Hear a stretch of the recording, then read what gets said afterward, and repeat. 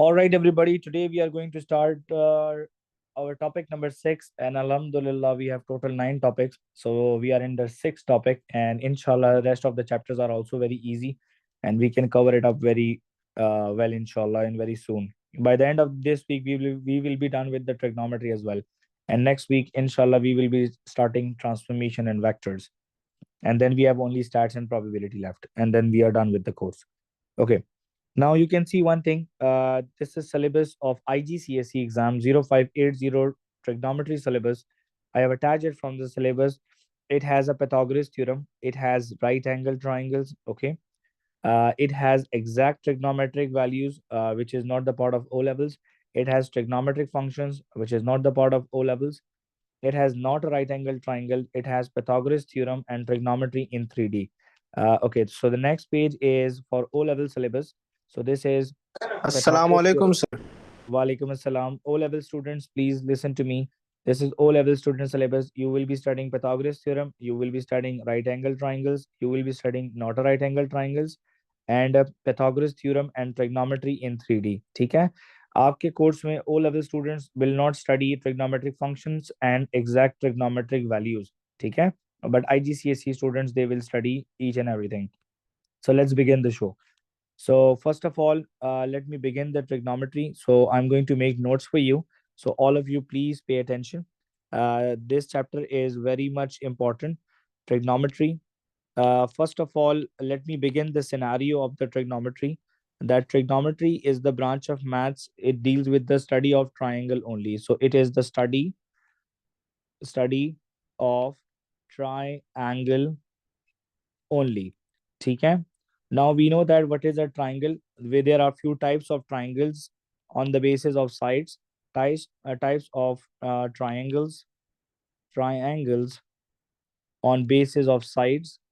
On basis of sides. So the first type is equilateral. First type is equilateral triangle. ज्यादातर चीजें आपको आती होंगी, आप लोगों ने मेरा वो मैराथन भी लिया होगा, जिन बच्चों ने लिया होगा तो वहां से क्लियर होगा. Equilateral triangle, they have all sides are same. ठीक है? Then we have isosceles triangle. Isosceles triangle. Isosceles triangle is two sides are same. Two sides are same. And then we have the last one, which is scalene. Scalene triangle. In scalene triangle, all sides are different. All sides are different. Are different. So I'm going to make 3 triangles in front of you. So you have to just tell me that which one is the isosceles and which one is the equilateral. First, second, Vadan, this is the third one. Agree? Yes, sir. So right now we cannot tell anything. Now this is what? Equilateral triangle. This triangle has two sides same, so it is isosceles. This triangle has all sides different, so it is a scalene triangle. I hope this is clear to all of you. This can come for 1 mark in a non-calculator paper, okay? As an objective type. Then we have types on the basis of angles. Types on the basis of angle. So the first type is right angle triangle. Right angled triangle. Right angle triangle. So the hint is that the largest angle would be 90 degree. Largest angle would be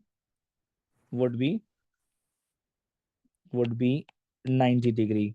So इसका मतलब है कि इसमें largest angle जो है वो right angle triangle 90 degree होगा. तो इसका मतलब है कि अगर आपके सामने एक मुझे एक ट्राइंगल ड्रॉ करूं, राइट एंगल ट्राइंगल, ठीक है, तो उसके अंदर मैं अगर 90 डिग्रीज एंगल लगा दूं तो इस ट्राइंगल का नाम आइसोसेलेस वगैरह नहीं होगा, इसका नाम होगा राइट एंगल ट्राइंगल. ठीक है बेटा,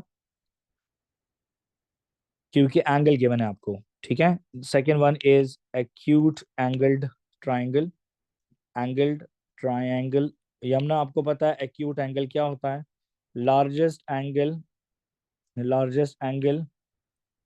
would be less than 90 degree. Acute angle less than 90 होता है. ठीक है, तो मैं आपके सामने एक ट्राइंगल बनाता हूँ. ठीक है, जरा प्लीज पे अटेंशन. ठीक है, I say that for example this is 77. I say that for example this is 45. तो बेटा ये कितना होगा जरा मुझे बताइएगा. 180 minus these two is how much. 180 minus 77 minus 45 is how much? 58, sir. It's 58. So you can see that Mohit, that this is the largest angle, and the largest angle is less than 90 degrees. So the name of the triangle is acute angled triangle. Acute angled triangle. बेटा मैंने recording on किया है ना? Yes. Okay. Okay. Then we have the last one. It is the obtuse angle triangle. Obtuse angled triangle. Ayla, we know that obtuse angle triangle will have the largest angle greater than 90. Largest angle would be greater than 90, greater than 90 degrees, but obviously less than 180 degree, because total triangle is 180. So let me draw a triangle here, and this triangle is in front of you. So for example, let's say that this is 121 and this is, let's say, 36. So what would be the amount of this angle? 121 plus 36 is 157. So 23. So Vadan, you can see that this is the largest angle. Muid, आवाज आ रही है बेटा? Umar, and largest angle is 121 degree. So it's obtuse angled. It is what? Obtuse angled. Understood? Okay. Now in Cambridge exams, like for example, you will get a question for 1 mark and you have to name the triangle according to the things available. So examiner will tell you a question, like for example, write down the mathematical name of this triangle, for example. And if the triangle is in front of you like that, agree? So you can see that, and they have drawn two lines over here. So beta, you cannot tell that this is acute angle or this is right angle or this is obtuse angle triangle. Okay, you cannot tell this because you have sides available. So you have to see what is available. See what is available to you. Okay, Ramin, see Ji, what is sir. available to you. I can see sides are available. Okay, sides are available. Understood, Vadan? So if the sides are available, so you have to name the triangle on the basis of sides only. Okay, do not name it on the basis of angle. So you can see that. Okay, so the name is isosceles triangle. It is what? Isosceles triangle. And there can be a question like this, like Saim, can you hear me? Ji. Saim, this is a right angle triangle. Do you agree with me or not? Ji, sir. But at the same time, if I draw two dashes here, Ayla, so it means that two sides are also equal. Agree? So the mathematical name would be isosceles right angle triangle. Okay? Right angled triangle. ठीक है Saim? And this question once came Yes, in the sir. Cambridge exam. ये question एक दफा Cambridge exam में आ चुके हैं दोनों. ठीक है? Understood? Understood everybody or not? Yes, sir. Any problem so far? No, sir. ये काफी इजी था. अब चलते हैं जी हम लोग ट्रिग्नोमेट्री के दो पीसेस पे. First of all, part 1, which is right angled triangles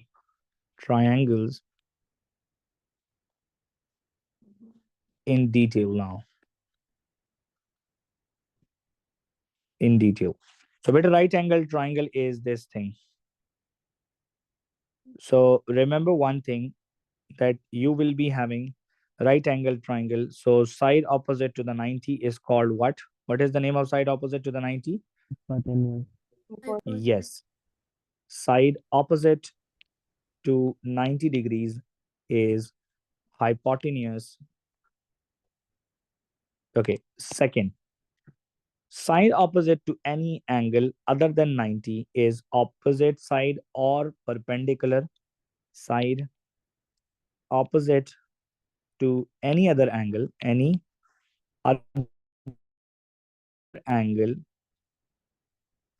other than 90, 90 के अलावा किसी भी एंगल के सामने जो भी साइड होगी इज ऑपोजिट साइड और परपेंडिकुलर और perpendicular side.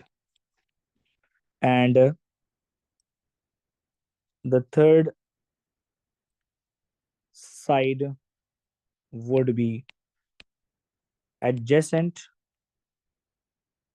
or base of the triangle. Base of the triangle. ठीक है. तीसरी साइड वो होगी. दो केसेस हैं, दोनों केसेस समझा देता हूं जरा. Please pay attention. Two cases. Okay, so this is 90 and this is also 90. So naming triangle is very much important. Okay, आपका जो triangle का नाम देना है वो बहुत important होगा. So for example, you can see that A, B, C, D, E, F. So बेटा AC naming, यहाँ पे लिखता हूँ naming rat which is right angle triangles. ठीक है. First of all, AC is hypotenuse. Agree? That is clear to us. In this angle C is given, in this angle D is given. So now beta, in this first triangle, side opposite to the any other angle other than 90 would be your perpendicular. So it means that AB is perpendicular or opposite side, and BC is the third side that would be the base of the triangle or adjacent side. इसको adjacent भी बोलते हैं. ठीक है. Okay, अब यहाँ पे नीचे देख लें. नीचे वाले ट्राइंगल में क्या होगा बेटा? DF is hypotenuse. Agree Yamuna? EF, Yes. because DF is on side opposite to 90 is hypotenuse, and the side opposite to any other angle would be the perpendicular. So EF is perpendicular or opposite side, and the last side is DE. So DE is what? It is base or adjacent. Base or sir ये जो adjacent. आज आपने ये red marker से बनाया है, ये हमें गिवन होगा एग्जाम में या पेपर में? ये आपको नजर आएगा ब्लैक एंड व्हाइट में ही. कैसे नजर आएगा मैं अभी आपको बताता हूँ. ठीक है जी. Is this clear to all of you बेटा? ये क्लियर है सबको? Yes, sir. Sir Alright. मतलब जो लाइन टेढ़ी होगी वो हाइपोटेन्यूज है ना? बेटा टेढ़ी की बात नहीं है, साइड ऑपोजिट टू द 90 की बात है. Is this clear? अच्छा ठीक है सर. ठीक है. आपने ये सर टेढ़ी और टेढ़ी ये वाला पहला वाला कॉन्सेप्ट फिर याद नहीं. बता सकते हैं? जी फर्स्ट केस में देख लो बेटा. साइन 90 के सामने जो है वो AC है, तो वो हाइपोटेन्यूज हुआ. ये तो क्लियर है ना? जी जी. लेकिन यहाँ पे एंगल C गिवन था, तो सेकंड मार्किंग आपने परपेंडिकुलर की करनी है. तो side opposite to any other angle other than 90 is perpendicular. तो AB जो है वो परपेंडिकुलर हुआ. एग्री? नहीं सर, ये ऊपर वाली की बात कर रहा हूँ. ये थीटा किधर लिखा हुआ है? अच्छा अच्छा, थीटा तो एंगल है ना, एनी एंगल है. ठीक है.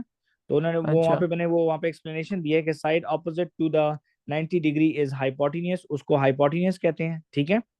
फिर मैंने ठीक. कहा कि side opposite to any other angle other than 90 is opposite side और परपेंडिकुलर साइड होता है वो. Is this clear? And the Clear. third side would be adjacent or base of the triangle. Third automatically adjacent या base होगी triangle की. ठीक है. ठीक है सर. Thank you. अच्छा. सर हमें First- एंगल गिवन होगा. जी एंगल, ये नीचे दो केसेस में एंगल गिवन है. अभी आगे जाके क्लियर करता हूं और भी. ठीक है. First one is Pythagoras theorem. Pythagoras theorem. But Pythagoras, he was a mathematician. He gave us the formula to use in right angle triangle, that he said that hypotenuse square would be equals to perpendicular square plus base square. कि ये इन दोनों ये formula satisfy करना चाहिए right angle triangle में. तो for example right angle triangle आपके सामने एक ड्रॉ कर रहा हूं. आई से that for example this is 4 and that is 3, so find x. So aapko, you have the idea that you will be naming the triangles. Okay, this is hypotenuse, so let's use this formula. आप इस formula को इस्तेमाल करेंगे, तो आप लिखेंगे paper में h square is equals to b square plus p square. तो h की वैल्यू बेटा x है, b की वैल्यू आप 3 लिखो या 4 लिखो, फर्क नहीं पड़ता क्योंकि दोनों एक ही साइड पर हैं इक्वेशन के, ठीक है बेटा. So x square is equals to 9 plus 16. X square is equals to 25. Taking square root on both sides. Oh, 1 minute.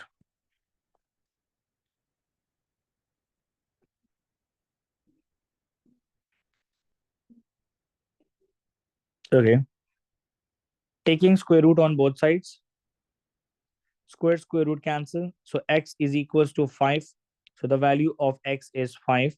तो हमेशा याद रखें hypotenuse is the longest side and its value would be greater than perpendicular and base. ठीक है?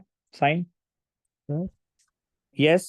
जी sir. Sir, the side opposite to the largest angle will always be the longest side, right? Yes, it would be the longest side because the longest side is facing the largest angle. Okay. Yes, sir, thank you. Okay. Second right angle triangle. Vadan, can you see that? Yes, sir. Okay. In this, for example, this is given, this is 10, and for example, this is 7, and the examiner is finding x. Okay. Asking you to find out x. Now you can see one thing that Yamna, you have hypotenuse available. Agree? Agree? Yes, sir. Okay, so the hypotenuse available. So it means that out of 3, you have 2 sides available. So you can use Pythagoras theorem. Write the Pythagoras theorem the same way. Okay. H is available, which is 10 square. I say that x is my adjacent. So x square plus p is 7 square. Now 7 square will go there. 10 square minus 7 square is equals to x square. 10 square is 100. 100 minus 49 is equals to x square. So x square would be equals to 51. Now taking square root on both sides. Beta, can you please tell me what is square root of 51? 7.14. 7.14 is the length of x. Understood? Everybody? Sir. These are the two Yes, sir. cases of using Pythagoras theorem. ये 2 cases हैं Pythagoras theorem को use करने के. जी समझ आया बेटा सबको कि नहीं? सर लेकिन हमें किस तरह पता चलेगा कि ये बेस आपने लिया है? सॉरी, जो देखिए, perpendicular first of all, you can see that perpendicular and base, they both are on the right side of the Pythagoras theorem. Agree? Yes sir. अगर आप P को B लिखो या B को P लिखो, फर्क नहीं पड़ेगा क्योंकि दोनों एक साइड पर हैं. Agree? Yes sir. So in Pythagoras theorem, marking hypotenuse correctly is important only. Okay? Okay तो मैं यहाँ सर. पे लिख देता हूँ marking hypotenuse is mandatory. ठीक है, ये मैंडेटरी होता है कि आपको पता हो कि हाइपोटेन्यूज क्या है, बाकी दोनों जो भी हैं वो उनका फर्क नहीं पड़ता. Is this clear? Yes sir एक सवाल जी है सर. सर. जी प्लीज. सर अगर कोई भी फॉर एग्जांपल परपेंडिकुलर लाइन हो ना, मतलब इससे हट के ना, तो वो परपेंडिकुलर लाइन पे 90 डिग्री लाजमी होगा, राइट सर? ऑब्वियसली परपेंडिकुलर होगी तब जब 90 बनेगा. तो सर फिर उसी लाइन को हम परपेंडिकुलर मानेंगे जिस पे राइट एंगल, जिस पे 90 डिग्री बना होगा ना. देखें, एक चीज अंडरस्टैंड करें, मैं भी आपके सामने जरा ट्रिग्नोमेट्रिक रेशियोज लिख रहा हूँ, तो जरा सब गौर करें प्लीज कि व्हाई दिस इज इम्पोर्टेंट. अब जरा प्लीज गौर करें प्लीज. ट्रिग्नोमेट्रिक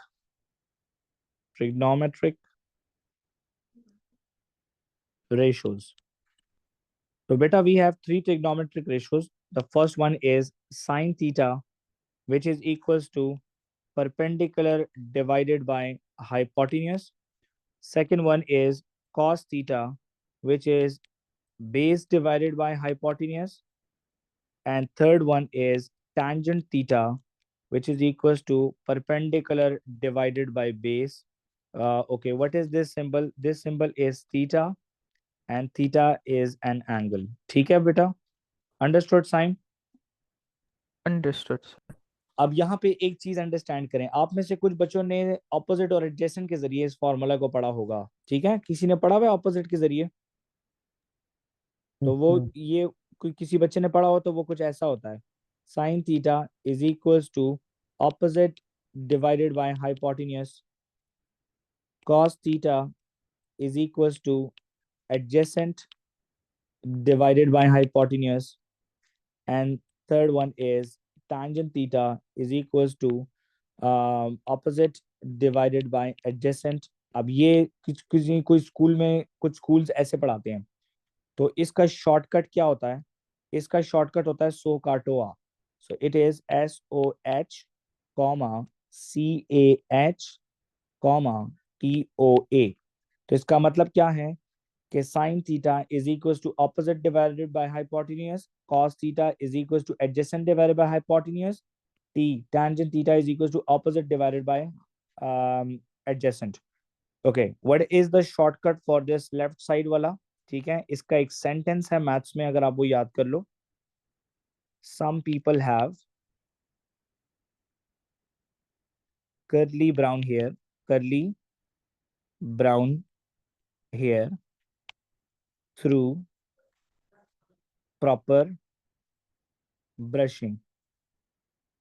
तो क्योंकि मेजॉरिटी बच्चों ने ये सम पीपल हैव टेक्निक पढ़ा होता है, तो हम क्लास में सम पीपल हैव को यूज कर लेंगे. तो sin theta is equals to perpendicular divided by hypotenuse, cos theta is equals to base divided by hypotenuse, tangent theta is equals to perpendicular divided by base. ठीक है बेटा, understood? अच्छा, ये formulas जो हमने लिखे, why they are important? Please check the example. Question time. Okay. Now, Vadan, can you see that I have 10 available? This is X, agree? And this is 3. Understood? Examiner is asking me to find out X.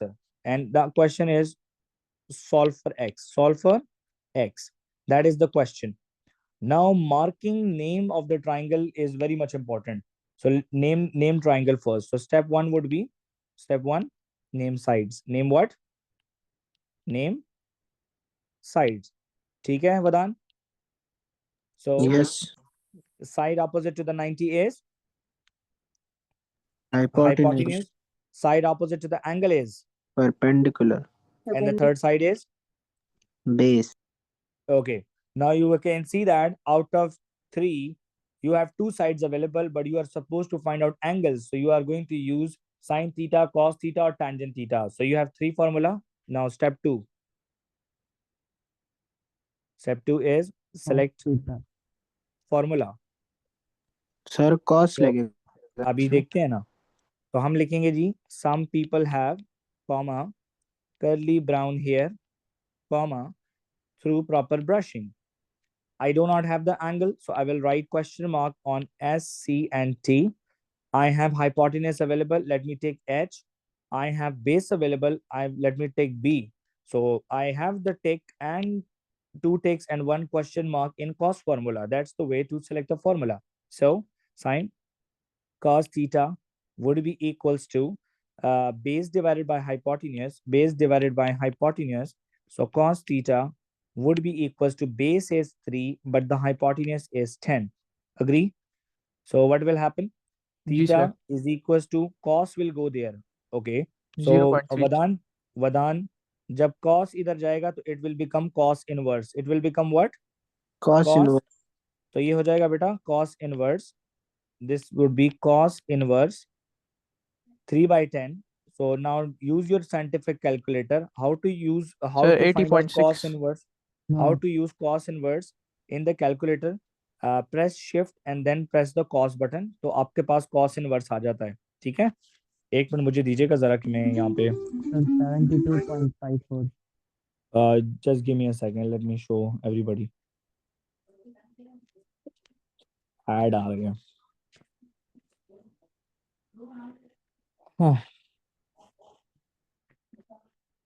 Sir in ads पर आप बहुत promotion देते हैं इन लोगों को.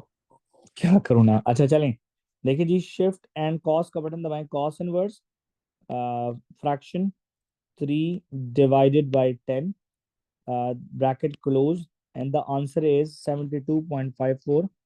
तो Yamuna answer line से पहले 72.5 लिखना, लेकिन आंसर लाइन पे फिर आपने 1 dp पे थीटा लिखना होता है. अच्छा, अंडरस्टूड यमुना? Yes sir. तो मैं लिख दूंगा x इज इक्वल टू 72.5. अच्छा, किसी को cos इनवर्स निकालना नहीं आया तो जब चेक करें. If I press cos I will get only cos. So if you press shift and cos, so it would be cos inverse. And you can see that the shift button is yellow color and cos behind cos inverse is written in yellow. So it means that all yellow buttons will be used only if you press shift once. Okay. So let's ये practice cos one more. Inverse से हमें क्या पता चलता है? Angle निकलता है ना बेटा, एंगल निकालने के लिए इनवर्स निकालना पड़ता है, ठीक है। और अगर सिर्फ सर सिंपल cos हो? अभी आपको बताता हूँ सिंपल कॉस भी, ठीक है। सर ऐसा नहीं कर सकते कि पहले 3/10 का आंसर निकाले फिर नहीं दोनों नहीं नहीं, साइड्स को cos से जरूरत डिवाइड ही नहीं, जरूरत ही नहीं, जरूरत ही नहीं। अच्छा सर। और सर ये दूसरी बात ये वाला क्वेश्चन जो है ये कैलकुलेटर में ही आएगा ना? ये वाला क्वेश्चन एंगल तो कैलकुलेटर वाले भी ही आते हैं। अच्छा IGCSE वालों के लिए बगैर कैलकुलेटर पे भी आते हैं, because they have to memorise the table, उनको टेबल भी याद करना है।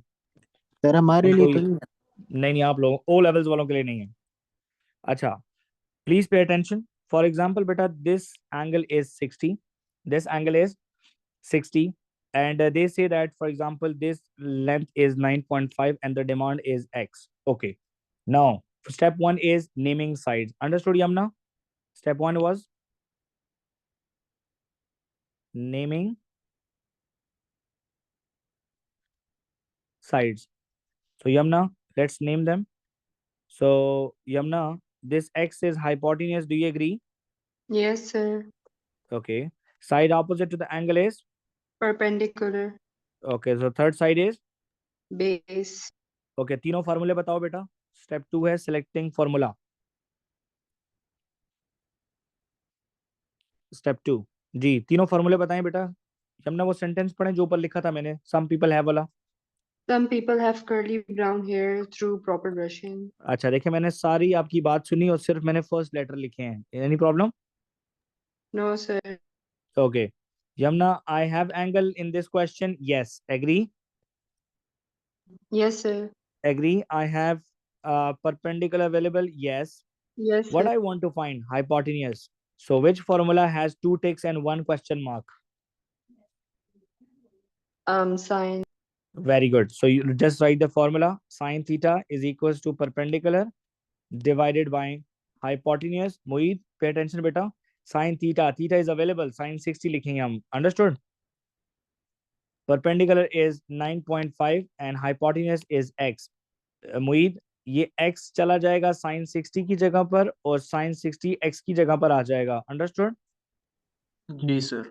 अब कैलकुलेटर में बेटा इसको डालना है, फ्रैक्शन, फ्रैक्शन ऊपर लिखें 9.5, नीचे लिखें sin 60, ब्रैकेट करेंगे हम क्लोज, इक्वल दबाएंगे, हमारे पास आ रहा है 19 square root 3, 19 square root 3/3, SND दबा दें, 10.96, x is equal to 10.969। Answer देना है टिल 3 सिग्निफिकेंट, क्योंकि ये लेंथ है, तो थर्ड सिग्निफिकेंट नंबर इज 9। सो मुईद 9 के बाद 6 है तो 1 ऐड होगा इसमें। तो जब आप मैं इसमें बेटा यहाँ पे जरा सब देख लें, अगर आप में से किसी को सिग्निफिकेंट फिगर नहीं आता तो देख लें।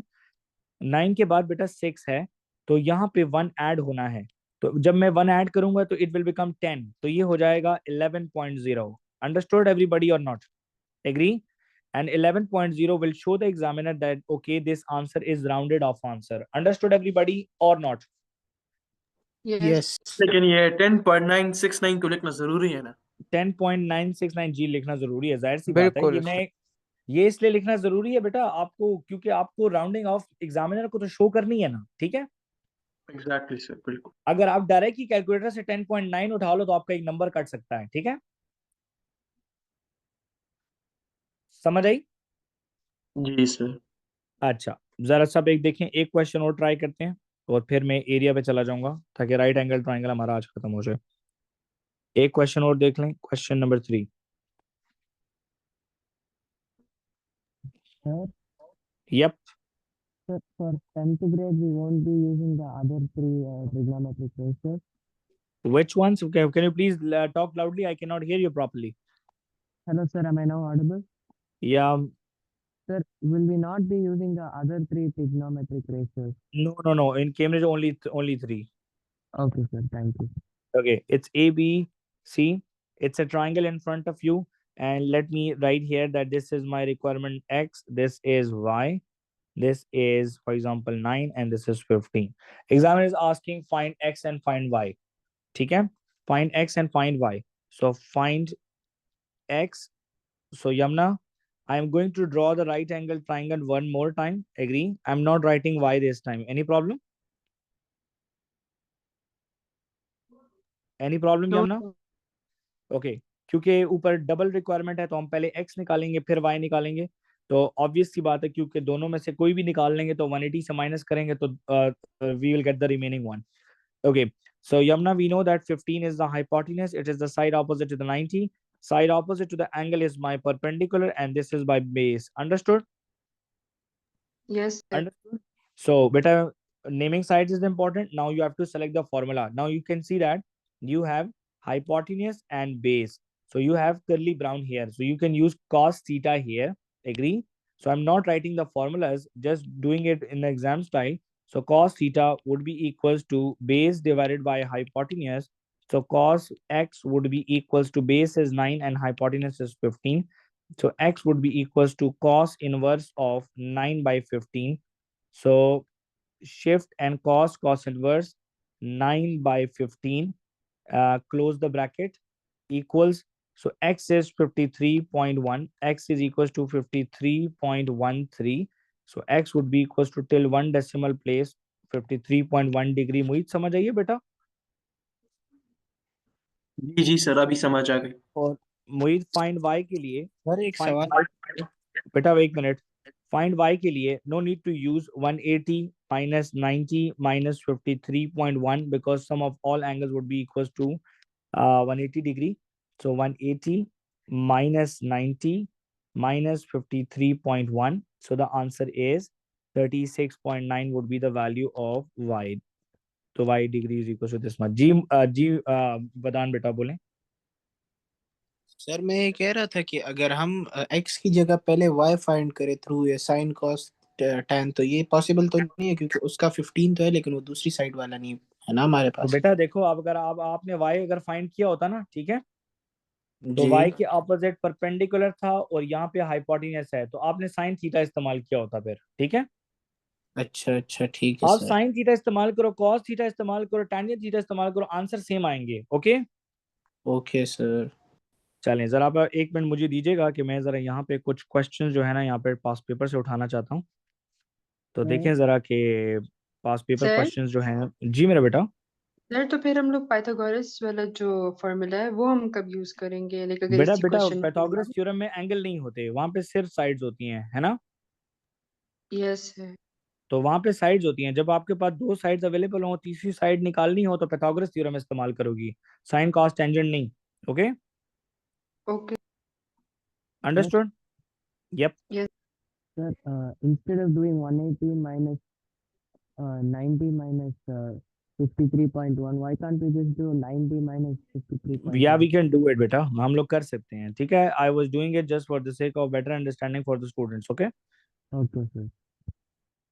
because I know that I can proceed in a very quick way, but students will not, they will not understand that. Okay, Yes, sir sir. ये आखिरी चैप्टर है ना?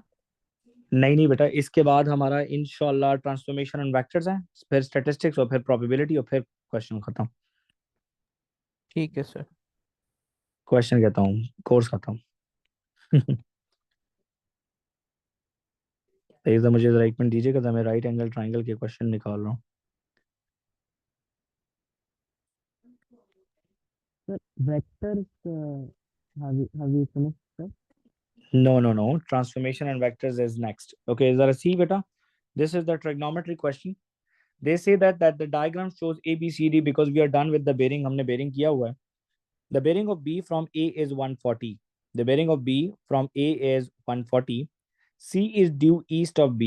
तो C is due east of B, तो इसका मतलब है यहाँ पे 90 डिग्री होगा यमुना, क्योंकि ईस्ट ऑफ बी है, ठीक है। C is due east of B. Okay, यहाँ पे एक चीज और भी अंडरस्टैंड करनी है, that D is due north of C. तो यहाँ ये इसके नॉर्थ पे है, तो यहाँ पे भी 90 का लिंक हमारा क्लियर हो गया। A to B is find the bearing of D from B. So look at D from B. Look at D from B. So first of all, what I'm going to do is I'm going to connect both of them. I am going to connect both of them. ठीक है यमुना, समझ आ रही है बेटा? जी सर। मैंने इन दोनों को कनेक्ट कर दिया। Look at D from B. तो हमें बी से एक एंगल जो है वो नॉर्थ पे लगाना है। एग्री? तो हमें ये एंगल फाइंड आउट करना है कि यार ये एंगल हमारा कितना है। Understood? So beta, we know that this angle would be equal to this angle because this is alternate angle. Do you agree with me or not? Yes or no? Yes sir. तो मैं ये right angle triangle वदान बाहर निकाल दूंगा। ठीक है वदान? Yes sir. ये हो जाएगा D, this is C, this is B, this is 350, this is 450 in total. Let's find out this angle now. So beta, sine, we know that this is perpendicular and this is base. Agree? And perpendicular and base is ji in tangent theta. So tangent theta is equals to perpendicular divided by base. So tangent theta is equals to perpendicular 350 divided by base, which is 450. So theta equals tangent inverse of 350 by 450. तो 350 by 450 कितना आता है tangent inverse? जरा एक बच्चा calculator पे करके बताए। 52.1. 52 पॉइंट। सर ये क्वेश्चन 37.87 का है। जी बेटा क्या कह रहे हो? मैं कह रहा हूँ ये क्वेश्चन ट्रिग्नोमेट्री का है। जी ट्रिग्नोमेट्रिक है ना। सर तो ये तो बेयरिंग है। तो बेरिंग और ट्रिग्नोमेट्री एक ही चीज है ना। ट्रिग्नोमेट्री और बेरिंग, बेरिंग किसे कहते हैं? एंगल होता है ना बस। जी क्या आंसर आ रहा है बेटा? थीटा। 37.8। जी बेटा। आंसर बता रही थी कुछ नहीं। अच्छा सर 37.8 डिग्री। 87.87। 87 है तो 37.9 हो गया। ठीक है। अब मेरा बेटा याद रखें कि अगर ये एंगल 37.9 है तो ये एंगल भी 37.9 होगा, alternate angle. Agree or not? Because this length is also north, तो these two lengths are parallel, तो यहाँ पे ऑल्टरनेट एंगल बनेगा। सो साइम आंसर लाइन पे क्या लिखेंगे Sir, which two lengths are parallel? बेटा? This DC and this north is parallel ना। अच्छा अच्छा, तो सर इसलिए उन्होंने आपने उसको परपेंडिकुलर किया। उसीलिए परपेंडिकुलर तो नहीं, बेटा सॉरी। मैंने क्या किया है वदान, मैंने ये ट्राइंगल नहीं है आपका, ये ट्राइंगल ये पहले मैंने आउट किया बाहर। ठीक है। अच्छा और मैंने इसका ये वाला पीस, ये वाला एंगल निकाल लिया। ठीक है।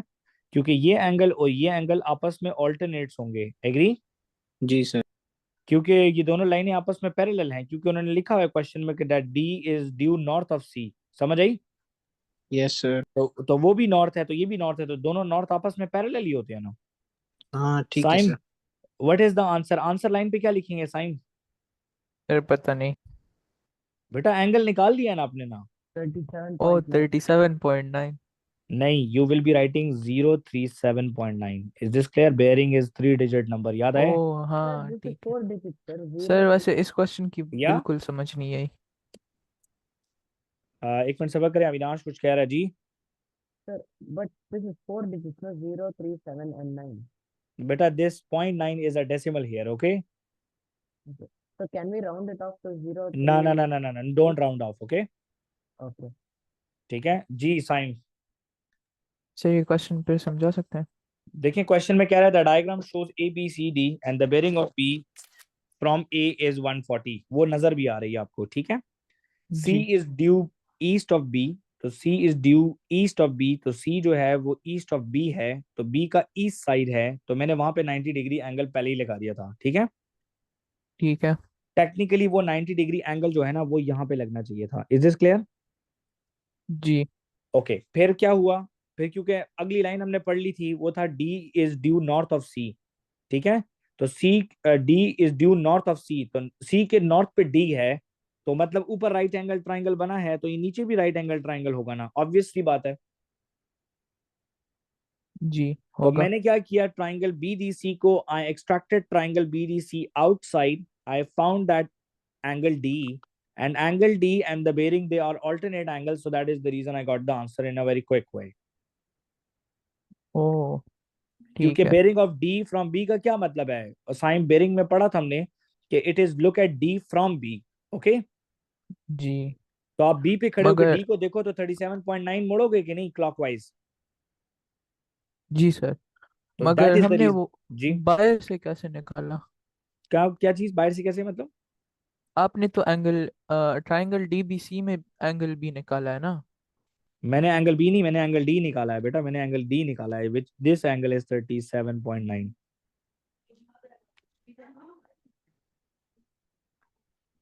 तो ये एंगल 37.9 है, देखो ना, ये 37.9, तो क्या ये भी अच्छा 37.9 नहीं होगा? ऑल्टरनेट, अम, जी ऑल्टरनेट सर, में आपने जी पढ़ा जी था जी, ना, ये होगा। डिजाइन आपने ऑल्टरनेट पैरेलल में लाइंस पढ़ा है। था, याद है? जी ये डिजाइन आपने ऑल्टरनेट में पढ़ा था ना, जेड और एन वाला, ठीक है। बिल्कुल। Thank you. My pleasure. चलें, let's go, let's proceed with the next question. Sir Basit, yup. Sir जब आप डायरेक्ट मतलब पिछले क्वेश्चन में 350/450 हम डायरेक्ट करके फिर टेंजेंट इनवर्स लेते तो सर डिफरेंट आंसर क्यों आता है? क्या चीज बेटा, दोबारा बोलिएगा। सर पिछले क्वेश्चन में हमने टेंजेंट इनवर्स लिया था ना 350 और 450 का, तो सर हाँ अगर हाँ। हम पहले 350 और 450 का आंसर निकाल के बाद में टेंजेंट इनवर्स लें तो सर मेरा आंसर हर दफा डिफरेंट आता है, मतलब अच्छा जरा, 37.9 नहीं आता। अच्छा जरा प्लीज जरा कैलकुलेटर पे मेरे देखिएगा, ठीक है। देखें कुछ चीजें ऐसी हैं ना, देखें अब यहाँ पे आपने कहा कि सर 350 डिवाइडेड बाय 450 करती हूँ तो ये आता है, ठीक है, एग्री। जी सर। अब मैं शिफ्ट दबा के टैंजेंट इनवर्स लेता हूँ और मैं आंसर का बटन प्रेस करता हूँ, तो मेरे पास आंसर आ रहा है 37.87। तो 1 डेसिमल पे राउंड करो तो 37.9 आ रहा है। क्लियर बट सर हुआ? मेरे पास तो ये आंसर नहीं आ रहा, मेरे पास तो बेटा डिफरेंट आप अपने कैलकुलेटर को रीसेट करें प्लीज, ठीक है। ये 9 के ऊपर रीसेट का बटन नजर आ रहा है आपको? यस सर, आप शिफ्ट और 9 दबाएं, ठीक है। दबा दिया। ओके, फिर वो आपको क्या कह रहा है, कैलकुलेटर स्क्रीन पे क्या आया? सर वो कुछ कर ही नहीं रहा। नहीं, शिफ्ट शिफ्ट शिफ्ट प्रेस करो और फिर 9 दबाओ। अच्छा, सेटअप डेटा मेमोरी और इनिशियलाइज ऑल। हाँ, आपके पास भी आया है। जी सर। तो मैं 3 दबा रहा हूँ क्योंकि 3 इज इनिशियलाइज ऑल। अब मेरा कैलकुलेटर मुझे कह रहा है कि equal is yes. Okay, equal is yes and press AC की, तो मैंने एसी दबाया, तो अब मेरा कैलकुलेटर बिल्कुल न्यूली बॉर्न बेबी हो गया है। अंडरस्टूड? सही। तो वो ठीक हो गया। कैलकुलेटर में फंक्शंस जो है ना अक्सर सेव हो जाते हैं, ठीक है। सही। Thank you sir. Understood? My pleasure. चलें जी, कोई पेपर के अंदर कोई क्वेश्चन निकाल लेता हूँ। देखिए जी, अभी आप लोगों को मैंने मेंसुरेशन भी पढ़ाई है, तो एक क्वेश्चन मैं यहाँ से करवा सकता हूँ। A B C D E F G H is a cuboid, work out the volume of the cuboid. अगर आपको फॉर्मूला आता है तो वो है length into breadth into height. तो volume of the cuboid would be 8 times 5 times 11। तो 8 5 are 40, 40 into 11 is 440। Is this clear? 2 marks के लिए। जी sir. They yes say sir. that Eviana has a pencil of length 13 centimeter. Does this pencil fit completely inside the box or not? 13 centimetre की pencil है उसके पास। अब मेरा बेटा 13 centimetre की पेंसिल है, तो अब ऑब्वियस सी बात है 11 centimetre is the height of the box. तो उसको बेटा पेंसिल जो है वो कुछ ऐसे रखनी पड़ेगी। Agree or not? Yes or no? Diagonal sir जी। डायगोनल में रखनी पड़ेगी ना, agree or not? Agree. So let's see कि पेंसिल बॉक्स में फिट होगी कि नहीं। So how will I find that? So वदान, can I draw a dotted line over here as well? Yes sir. So you can see that Vadan कि यहाँ पे base के ऊपर भी एक राइट एंगल ट्राइंगल बनेगा। I can find out AC first. Agree or not? Yes sir. AC is equals to question mark. So मेरा बेटा जरा और करें, A, C and B. तो BC is 5 and this is 8. So Yamna, AC square would be equals to 5 square plus 8 square. So AC would be equals to square root of 25 plus 64. So AC is equals to 69, 79, 89. Square root 89 क्या आता है बेटा? 9.43 sir. 9.9.43. 43. So Vadan, I got this answer 9.43. Any problem? No sir. We know that beta angle C would also be 90. Understood, Simon? Let's find out AG, which is length of the pencil. Okay. Okay. So this is right angle triangle. This is A, this is G, this is C, this is 90. GC is 11 and this is 9.43. So let's find out X. If this is greater than 13 centimeter, then this pencil can fit the box. Okay. So Vedant, x square is equals to 11 square plus 9.43 square. X square is equals to 11 square plus 9.43 square. So the answer is 209.9249, taking square root on both sides. Square root cancel. So x is equals to square root of answer, which is equals to 14.48. Yes, this pencil can fit in the box. Agree or not? जी सर. Does this pencil fit completely inside the box? Yes, sir 14.49. it can fit in the box. बस खैर है, इसमें हमें answer नहीं निकालना था, हमने yes और no में आंसर देना था. अच्छा. ठीक है, अंडरस्टूड? सर तो फिर हम लोग जी इतनी कैलकुलेशंस क्यों की जब सिर्फ यस और नो में आंसर देना था? बेटा वो बगैर कैलकुलेशन के तुम कैसे बताओगे कि हाँ ये आती है बीच में कि नहीं आती? थोड़ा सर सा अगर लॉजिक बनाया जी. पेंसिल की लेंथ 13 सेंटीमीटर मीटर से कम होती तो फिर ये फिट होती है बॉक्स में? तो भी तो होती नहीं ना। फिर नहीं होती. क्यों बेटा? अगर आपकी एजी की लेंथ जो है ना, एजी की लेंथ, ठीक है, अगर वो 12 पॉइंट समथिंग होती तो पेंसिल बॉक्स से बाहर निकल रही होती.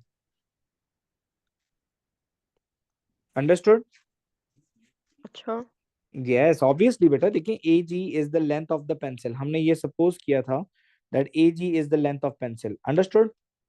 जी। यहाँ से यहाँ तक डिस्टेंस ही 14 है तो ऑब्वियसली पेंसिल आ रही है बीच में. लेकिन अगर यहाँ से यहाँ तक डिस्टेंस 12 होता तो ये पेंसिल यहाँ से बाहर ना निकल जाती थोड़ी सी. हाँ निकल जाती, ठीक है समझ आ गई। ठीक है, अंडरस्टूड? तो ये एक इम्पोर्टेंट केस था पेपर का, तो मैंने यहाँ पे एक्सप्लेन किया. अच्छा, यहाँ पर एग्जामिनर जो है वो हमसे क्या मांग रहा है? Calculate angle C A B. देखते हैं कर सकते हैं कि नहीं. सी ए बी, यस हम कर सकते हैं. C A and B. So C A B is sign this little angle. Agree or not? Agreed. So CAB, so we would be using this right angle triangle which is lying on the floor, जो कि floor पे लेटा हुआ है. तो CAB ये right angle triangle Yamuna इस्तेमाल होगा. ठीक है यमुना? तो यहाँ पे आएगा C, यहाँ पे आएगा A, यहाँ पे आएगा B. बेटा ये था 5. ठीक है, और पीछे पेज पे जाकर देख लेते हैं. ये 5 और ये है 8. ये है 8. तो Yamuna examiner is asking me this angle CAB. सो यमुना 5 क्या है, परपेंडिकुलर या बेस? परपेंडिकुलर। Very good. और 8 क्या है? बेस। Very good. तो इसका मतलब है टैंजेंट थीटा इस्तेमाल होगा. Tangent x is equals to perpendicular divided by base. So x is equals to tangent inverse. Perpendicular की वैल्यू है बेटा 5 और बेस की वैल्यू है 8. तो shift and tangent inverse fraction 5/8. So the answer is 32.00. तो हम लिखेंगे 32.0. इजी. बहुत आसान. अच्छा, कैलकुलेट एंगल GAC. GAC वो एंगल भी निकाल सकते हैं हम लोग. Pencil making with the box. GAC ये एंगल है बेटा. ठीक है, जी सर. पेंसिल बॉक्स के साथ कौन सा एंगल बनाएगी वो हम लोग लिखेंगे यहाँ पे. तो वही ट्रायंगल हम ड्रॉ करेंगे जो हमने पहले ड्रॉ किया था. तो ये था G, वदान A, and this is C. This was 90 degree. AC था बेटा 9.43 और ये था 11 सेंटीमीटर. ठीक है, तो यहाँ पे वो एग्जामिनर कह रहा है वदान GAC ये एंगल निकालो. वदान ये क्या है, क्या ये भी परपेंडिकुलर और बेस नहीं है? तो जी सर दोबारा बिल्कुल। इस्तेमाल होगा tangent x is equal to perpendicular divided by base. So x is equal to tangent inverse of perpendicular which is 11 and the base is 9.43. तो पेंसिल जो है वो बॉक्स के साथ ये एंगल बना रही है. और ये इंपॉर्टेंट क्वेश्चन होता है. अच्छा, कैम्ब्रिज का ये क्वेश्चन कैम्ब्रिज में आता है, 3D ट्रिग्नोमेट्री में आता है ये. और ये मैंने आज आपको बेसिक में ही करवाया है ताकि, क्योंकि मैं एक साथ पढ़ाया है मैंने मेंसुरेशन और ट्रिग्नोमेट्री, तो मुझे आसानी हो रही है. तो ये आ गया 49.39. 49.39. So the answer is 49.4 degree. Understood everybody और नॉट? बेटा समझ आया सबको? यस समझ आ सर। गया सर. सर जी समझ आया? Yes sir. Yes sir. बेटा कोशिश किया है कि थोड़ा सा 1+2 ना पढ़ें, थोड़ा सा मुश्किल पढ़ें. ठीक है,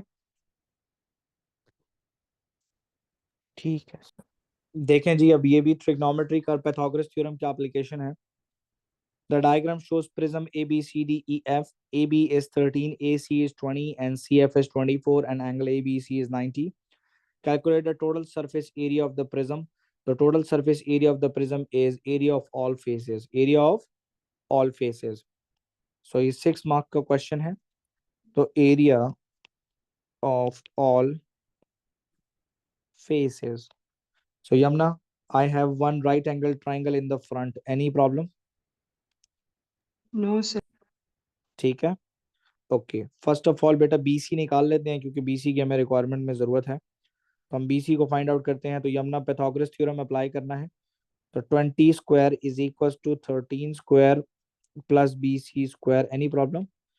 तो 20 square minus 13 square with a square root is equal to BC.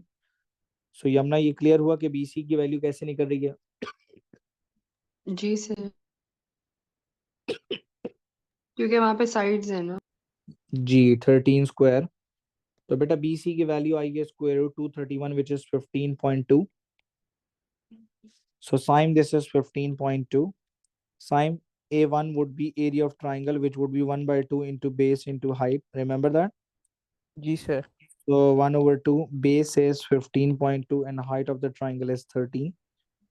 So A1 आ जाएगा 1/2 multiply with 15.2 multiply with 13. So Yamuna front का area आया है triangle का 98.8. Any problem? No sir. No, So Yamna A2 will also be 98.8 because back पे भी एक आपके सामने एक राइट एंगल ट्राइंगल है. आपको क्लियर है बेटा? वो भी सेम होगा. जी सर. एग्री? ओके, 2 हो गए. A3 फ्लोर है. A3 इज फ्लोर बेटा जमीन वाला रेक्टेंगल. 15.2 multiply with 24. ठीक है यमुना?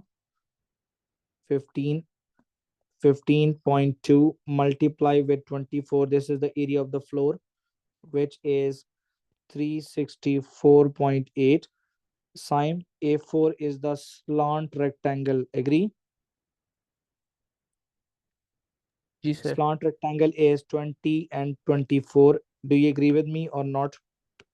ये वाला I agree with rectangle है. you. ये this one. I'm talking about this one. Okay. Okay sir. So this is also a rectangle. So Vadan, 20 times 24. ये कितना आता है? 400, 480. 480. 480. And A5, the fifth face is the back rectangle, which is standing wall. So that standing wall will be this one and this one. So 13 into 24. 13 into 24. So 13 into 24 is how much? 312. 312. Now add all. Add all. अब सबको add कर दो. तो सबको add करो. A1 plus A2 plus A3. 1354.4. 13. 54.4. 0.4 centimeter squares. So that would be the answer for 6 marks. Sir अच्छा. ये A5 जो है ये रेक्टेंगल है ना जो बैक पे है ना? जी जी बिल्कुल ऑब्वियसली. तो फिर ये फ्रंट पे भी तो होगी ना? बेटा पहली बात तो ये ना कि देखें ये आपका है. आपका ये कोई आइसोसेलेस प्रिज्म नहीं है. ठीक है? क्योंकि 13 और 15.2 टू डिफरेंट साइड्स हैं. ठीक है? तो ये जो फ्रंट पे जो रेक्टेंगल आपके सामने जो स्लांटेड रेक्टेंगल बना है 20 और 24 वाला, ठीक है, ये डिफरेंट है. ठीक है? और ये जो बैक पे जो रेक्टेंगल बना हुआ है आपके सामने, अगर आपको नजर आ रहा हो, अगर मैं इसको थोड़ा सा ब्लू के साथ शेड कर दूं, आपको ये नजर आ रहा है ये वाला? हाँ और जी तो सर. यहाँ पे देखें इसकी लेंथ यहाँ पे 20 है और ये 13 है. Is this clear? जी नहीं, मैं ये पूछ रही हूँ ये बैक पे तो ये फ्रंट पे नहीं होगा क्या? नहीं नहीं बेटा, क्या हो गया? आप पहले पहले पहले प्रिज्म के फेसेस तो देखो. ये पेस्ट्री है, front back.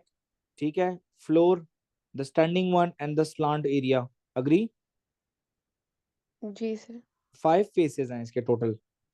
Calculate the volume of the prism. Beta, volume of the prism formula is base area multiply with length of the prism.